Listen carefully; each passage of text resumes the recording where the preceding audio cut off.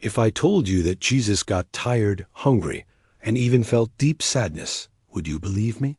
Because here's something a lot of people don't realize. Jesus was fully human. That's the secret most people miss. They'll say he's divine, call him God, and celebrate his miracles. But they forget something just as important. Jesus didn't just look human. He actually became one of us. And when you start to grasp what that really means, it will completely change how you relate to him. Because you don't just need a savior who's powerful. You need one who understands you. We live in a world that doesn't take sin seriously. But it also doesn't take Jesus' humanity seriously. People imagine Jesus floating through life, untouched by pain or struggle. But that's not the Jesus of the Bible. The Bible tells us he was born of a woman, in a dusty, occupied town, to a poor family. He wasn't glowing in a manger. He cried. He needed milk.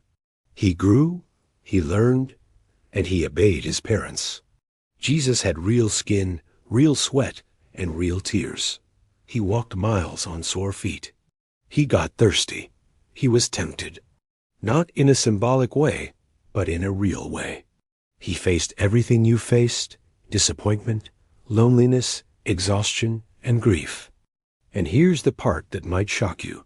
He didn't cheat. He didn't walk around using divine power to escape what it meant to be human. He lived a fully human life, but without sin. That's the first part of the reveal.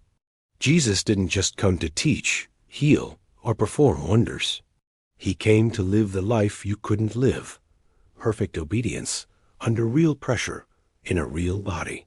That's the only way he could truly be your substitute. And the only way you could truly be saved. Only a perfect human could represent sinful humans. And only God could carry the weight of divine judgment. That's why the incarnation matters. The baby in the manger was God in the flesh. Not half man and half God. Not God pretending to be man, but fully God and fully man. If you miss his humanity, you miss his love. Because his humanity is what makes him able to sympathize with you. Hebrews 4:15 says, "We do not have a high priest who is unable to sympathize with our weaknesses." Think about that. Jesus isn't cold or distant. He's not watching you from far off, waiting for you to get it together.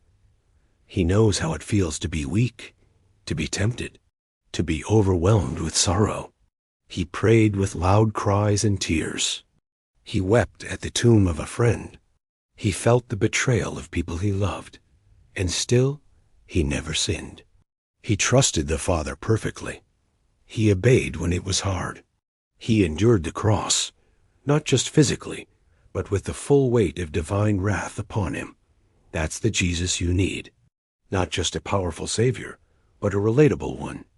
And here's the second part of the reveal. Your current reality might be this. You feel misunderstood. You think no one gets the pressure you're under. You carry guilt. You struggle with temptation. And you wonder if God really sees it all. You wonder if he really knows what it's like to be you. But Jesus does. Because he became like you in every way, except without sin. That means when you pray, you're not speaking into the air. You're speaking to someone who knows. When you fall, you don't need to run and hide. You need to run to him, because he understands your weakness. And he already paid the price for your sin.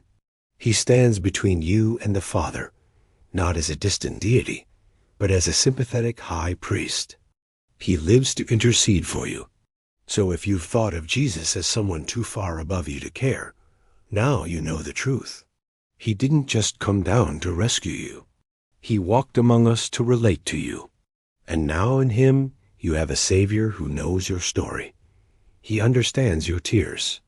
He welcomes you to come boldly to the throne of grace. That's who Jesus is. Fully God, fully man, forever Savior,